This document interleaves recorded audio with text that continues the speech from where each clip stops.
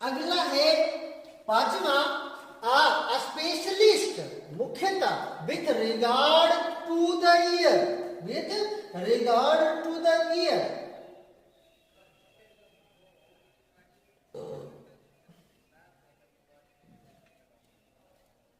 Specialist with regard to the ear, जो कानों को सुनने के लिए बेहतर हो। श्रवणविद कहा जाता है, उसे क्या कहा जाता है?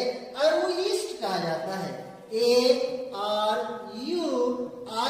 ARUIST, अरुइस्ट कहा जाता है, श्रवणविद कहा जाता है, श्रवणविद कहा जाता है, श्रवणविद कहा जाता है, श्रवणविद कहा जाता है, अरुइस्ट कहा जाता है, अरुइस्ट कहा जाता है, और ऑरिस्ट कहा जाता है, AURIST, ऑरिस्ट कहा जाता है, ऑरिस्ट कहा जाता है, ऑरिस्ट कहा जाता है, ऑरिस्ट कहा जाता है,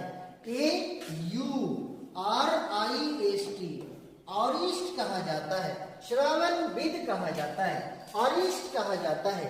specialist with regard to the ear, जो कानों को बेहतर सुनने के लिए बोला जाता है, उसे ऑरिस्ट कहा जाता है, श्रवणविद कहा जाता है, श्रवणविद कहा जाता है।